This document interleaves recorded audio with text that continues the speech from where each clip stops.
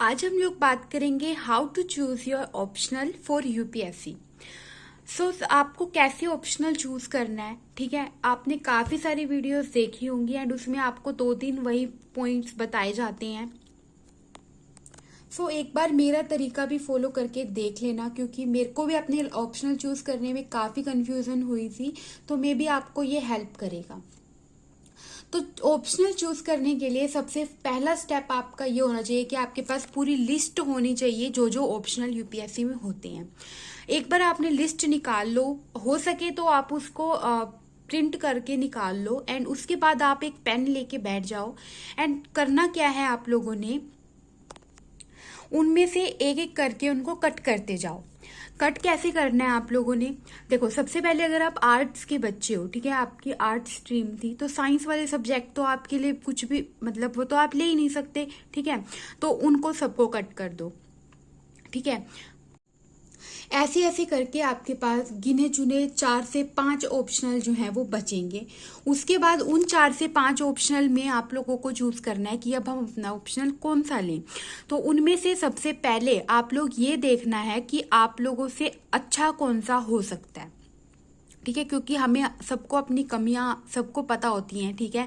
तो हम लोग खुद देखेंगे कि इनमें से मैं कौन से बेस्ट कर सकता हूँ, ठीक है। तो ऐसे ही करके आपके पास कोई 2 ऑप्शनल निकल के आएंगे जो कि आप अपना बेस्ट जिनमें आप दे सकते हो, ठीक है। अब आपको उनमें से चूज करना है, दोनों में से, कि कौन सा एक ऑप्शनल ले। इसी तरह मेरे साथ भी हुआ था, मैं 2 ऑप्शनल में आके अटक गई थी, क्योंकि आपको पता है कि मैंने मास्टर्स करी केमिस्ट्री से, तो मेरा मन था कि मैं केमिस्ट्री ही ले लूं, क्योंकि मैंने काफी कितने सालों से पढ़ रही हूं मैं इसी सब्जेक्ट को। बट फिर मेरे को अपनी कमियां थोड़ी बहुत पता थी, ठीक है, और बाकी मैंने थोड़ा जब रिसर्च करा दोनों के बारे में, तो इनका मैं आपको बता सकती हूँ कि इनमें से मैंने कैसे चूज किया, तो वही मैं आपको बता रही हूँ। और इसी तरह से आप लोगों ने भी अपने ऑप्शनल को लेके रिसर्च करनी है, ठीक है। तो अब आ गए मेरे पास 2 ऑप्शनल, ठीक है। एक तो मेरे पास आ गया एंथ्रोपोलॉजी एंड एक है आपके पास केमिस्ट्री। अब होना क्या है कि मास्टर्स करी है मैंने, तो केमिस्ट्री में ले सकती हूँ, ठीक है।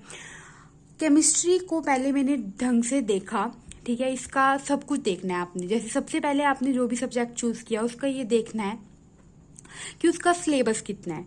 सिलेबस देखने के बाद आप लोगों को ये देखना है कि जो यूपीएससी में ये ऑप्शनल कैसा काम कर रहा है, मतलब जो टॉपर्स हैं या जो भी जिनका मेंस क्लियर होता है, ठीक है, उनमें आपने ये देखना है कि इस ऑप्शनल वाले कितने लोग हैं, कितने लोग पेपर दे रहे हैं, ठीक है। सेकेंड चीज जो आप लोगों ने देखनी है वो ये देखनी है कि इस ऑप्शनल से रिलेटेड जो भी आपने चूज किया मटेरियल कितना अवेलेबल है। तो अब केमिस्ट्री की अगर मैं बात करूँ तो इसकी इतनी कोचिंग भी नहीं है, ठीक है। और जो केमिस्ट्री ऑप्शनल है ना, मैंने बिल्कुल पक्का 2 बार मन बना लिया था कि मैं एंथ्रो छोड़ रही हूँ, मैं केमिस्ट्री ले रही हूँ। बट क्या हो रहा है इस ऑप्शनल में कि मतलब मैंने एक ग्रुप ज्वाइन किया हुआ था, वो केमिस्ट्री से रिलेटेड था।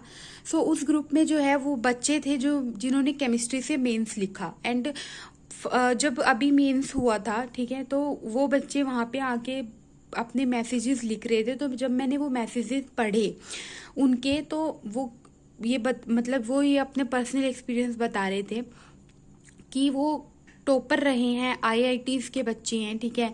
और उन्होंने 2-3 बार जो है मेंस लिखा है इस ऑप्शनल के साथ, ठीक है। पहली बात तो मेंस लिखना ही इतनी बड़ी बात होती है, और 2-3 बार मेंस लिखा है, तो इसका मतलब वो खुद ही लिख रहे थे कि हमारी जो कमी रह रही है वो ऑप्शनल में रह रही है, और 2-3 साल पढ़ने के बाद आपको लगता है कि हम उस सब्जेक्ट में मतलब अच्छा नहीं कर पाएंगे।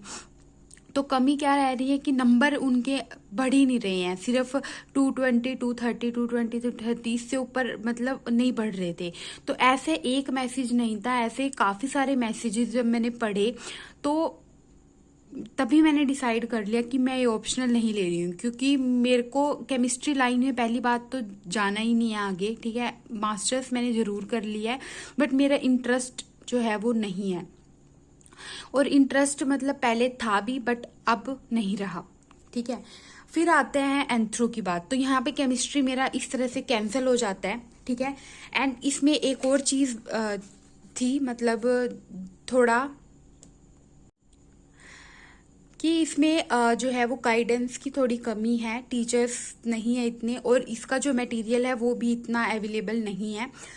फिर बात करें अगर हम एंथ्रो की, तो एंथ्रो में जो है वो डिसेंट मार्क्स आ जाते हैं, ठीक है, डिसेंट मार्क्स आ जाते हैं अगर आप अच्छे से पढ़ के गए हो।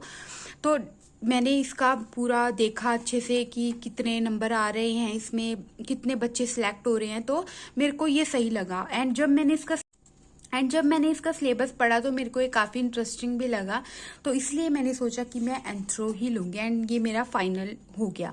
एंड जब मैंने इसकी 2-3 यूनिट पढ़ ली तो मेरे को काफ़ी इंटरेस्ट भी आ रहा था इसमें, तो ये ऐसे मैंने अपना ऑप्शनल चूज़ किया। तो जो 2-3 चीज़ें आप लोग अपने दिमाग में रखेंगे वो क्या है कि ऑप्शनल जो है वो यूपीएससी में चल कैसा रहा है, ठीक है, और इसमें मार्क्स कैसे आ रहे हैं, क्योंकि सबसे इम्पोर्टेंट बात यही है मार्क्स लेना। अब देखो, जिन लोगों ने 2-3 अटेम्प्ट अपने खराब कर दिए, उन्होंने मेंस तो लिखा है बट वो अब रिग्रेट करते हैं ना, तो अब वो ऑप्शनल चेंज करेंगे। तो अच्छा ही होगा ना कि हम उनकी गलतियों से सीख लें, ठीक है। तो ये कुछ क्राइटेरिया हो सकते हैं जिससे आपको शायद थोड़ी हेल्प मिले कि मैंने अपना ऑप्शनल कैसे चूज़ किया 2 के बीच में, ठीक है।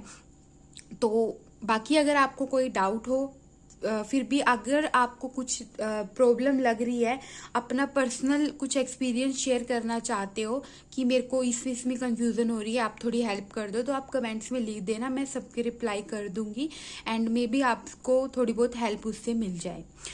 एंड आप टेलीग्राम चैनल मेरा ज्वाइन कर लेना, ठीक है।